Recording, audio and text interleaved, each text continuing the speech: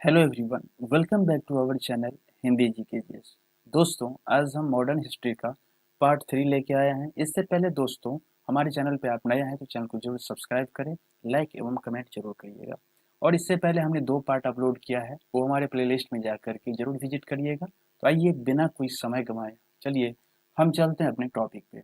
Topic क्या है आज का? 41 नंबर है, बंगाल पर अंग्रेजों का आधिपत्य। तो मुगल साम्राज्य के अंतर्गत आने वाले प्रांतों में बंगाल क्या था? सर्वाधिक संपन्न राज्य था और मुर्शिद कुली खां स्वतंत्र शासक था। कहाँ का? बंगाल का। परंतु वह नियमित रूप से टैक्स भेजता था, यानी राजस्व भेजता था। किसको? मुगल बादशाह को। मुर्शिद कुली खां ने अपनी राजधानी ढाका से मुर्शिदाबाद स्थानांतरित किया था और मुर्शिदाबाद भागीरथी नदी के किनारे पे स्थित है। और इसने इजारेदारी प्रथा भी प्रारंभ किया था। इजारेदारी प्रथा किसने प्रारंभ किया था? मुर्शिद कुली खान ने। और इसने कृषकों के लिए तकावी ऋण क्या होता है? तो खेती के लिए अग्रिम कर्ज प्रदान किया। और इसने उत्तराधिकारी, यानी कि इसका उत्तराधिकारी कौन हुआ? तो इसका दामाद हुआ शुजा उद्दीन।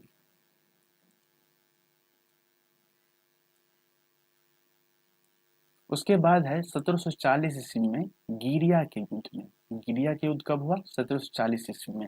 सरफराज को मारकर बिहार के सूबेदार अलीवर्दी खां बंगाल का नवाब बना और अपने शासनकाल में मुगलों को राजस्व देना बंद कर दिया।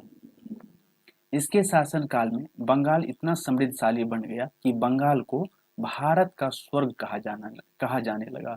किसके शासनकाल में? अलीवर्दी खां के शासनकाल में। इसलिए क्योंकि मुगलों को उन्होंने राजस्व देना ही बंद कर दिया था। तो और इसका उत्तराधिकारी इसका दामाद हुआ। दामाद कौन था? सिराजुद्दौला। किसका उत्तराधिकारी? अलीवर्दी खां का।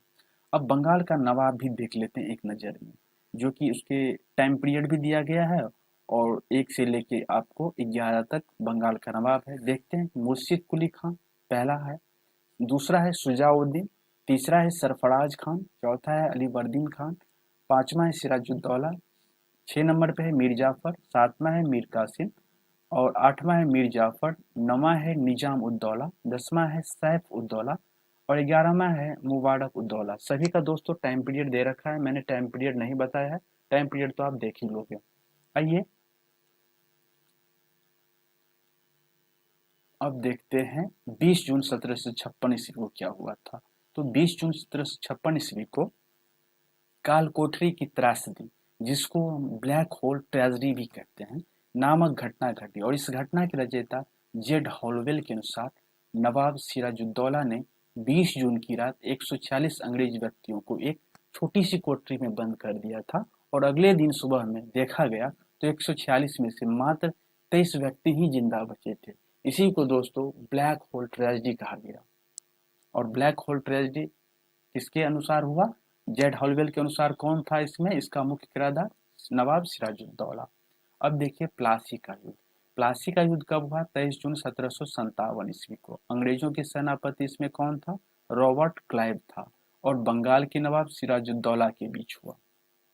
यानी कि प्लासी की लड़ाई में 2 आदमी लड़ रहे थे। अंग्रेज की तरफ से रॉबर्ट क्लाइव था और इधर बंगाल की तरफ से नवाब सिराजुद्दौला था। जिसमें क्या हुआ? तो नवाब अपने सेनापति मीर जाफर, यही गद्दार आदमी था ना, तो मीर जाफर ने क्या किया? धोखाधड़ी कर लिया। जिसके कारण क्या हो गया? सिराजुद्दौला पराजित हो गया और अंग्रेजों ने मीर जाफर को क्या किया? इस गद्दार आदमी को बंगाल का नवाब बना दिया। आइए नोट में देखते हैं क्या है। प्लासी की लड़ाई में मोहनलाल एवं मीर मदान के नेतृत्व में एक छोटी सेना नवाब के वफादार रही। यानी कि सब गद्दार ही नहीं बन गया था। मोहनलाल और मीर मदान ऐसा था जो नवाब सिराजुद्दौला के वफादार भी रहा था। और मीर मदान लड़ते हुए मारा गया। अब प्लासी कहाँ स्थित है बाबू? भागीरथी नदी के किनारे स्थित है। चलिए अब है आगे। रॉबर्ट क्लाइव के हाथों की कठपुतली, कठपुतली कौन बनेगा? तो वही गद्दार बनेगा ना, नवाब मीर जाफर।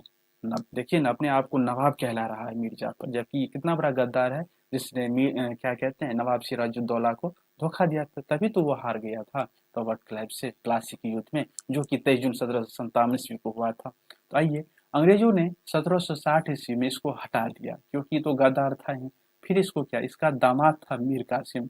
देखिए अब इसको बना दिया और बंगाल का नवाब बनाया। ठीक है, मीर कासिम ने अपनी राजधानी को क्या किया, मुर्शिदाबाद से मुंगेर, जो कि मुगलपुर पहले कहा जाता था, स्थानांतरित किया। बंगाल का राजधानी का क्रम भी कभी कभी पूछ लिया जाता है, तो पहला ढाका है, उसके बाद मुर्शिदाबाद है, देन उसके बाद मुंगेर है। बक्सर का युद्ध देखते हैं 1764 ईस्वी में हुआ। अंग्रेज एवं मीर कासिम, अवध के नवाब शुजा-उद-दौला एवं मुगल सम्राट शाह आलम द्वितीय के बीच हुआ, और इस युद्ध में भी अंग्रेज विजय हो गया। प्लासी के युद्ध में तो गद्दार के कारण विजय हो ही गया अंग्रेज। गद्दार कौन था आपको पता ही है, मीर जाफर। और इस युद्ध में अंग्रेज सेनापति हेक्टर मुनरो था, उसमें रॉबर्ट क्लाइव था। किसमें, याद रखिएगा, प्लासी के युद्ध में जो है अंग्रेजों की तरफ से रॉबर्ट क्लाइव लड़ा था, और बक्सर के युद्ध में अंग्रेजों की तरफ से हेक्टर मुनरो था सेनापति।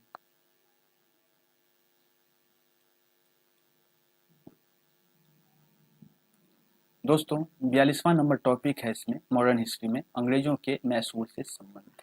1761 ईस्वी में हैदर अली मैसूर का शासक बनता है, और हैदर अली की मृत्यु 1782 ईस्वी में द्वितीय आंग्ल मैसूर युद्ध के दौरान हो जाता है। हैदर अली का उत्तराधिकारी उसका पुत्र कौन बनता है, टीपू सुल्तान बनता है। 1787 ईस्वी में टीपू ने अपनी राजधानी श्रीरंगपट्टनम में बादशाह की उपाधि धारण किया था, और इसने अपनी राजधानी श्रीरंगपट्टनम में स्वतंत्रता का वृक्ष भी लगवाया था, और साथ ही जैकोबिन क्लब का सदस्य भी बना था। कौन, टीपू सुल्तान।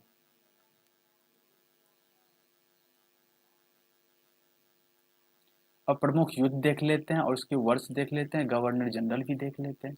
प्रथम मैसूर युद्ध 1767 ईस्वी से लेके 1769 ईस्वी तक हुआ। वहीं पे द्वितीय आंग्ल मैसूर युद्ध 1780 से 84 ईस्वी के बीच हुआ, और वार्डिंग हेस्टिंग्स के टाइम में। तृतीय आंग्ल मैसूर युद्ध 1790 से 92 ईस्वी में हुआ, और ये कार्नवालिस के टाइम हुआ। चतुर्थ आंग्ल मैसूर युद्ध 1799 ईस्वी में हुआ, लॉर्ड वेलेजली के टाइम में, जिसमें टीपू सुल्तान मारा जाता है। इस युद्ध में मराठा, हैदराबाद के निजाम एवं अंग्रेजों की संयुक्त सेना मैसूर के खिलाफ लड़ रही थी। अंग्रेज तो था ही, प्लस हैदराबाद के निजाम भी था, और मराठा भी साथ दे रहा था किसको, अंग्रेज को। टीपू की मृत्यु श्रीरंगपट्टनम की आखिरी युद्ध यानी कि चतुर्थ आंग्ल मैसूर युद्ध, जो कि 1799 ईस्वी में हुआ, लॉर्ड वेलेजली के टाइम पीरियड में मृत्यु हो गया। टीपू सुल्तान को शेर ए मैसूर के नाम से भी जाना जाता था।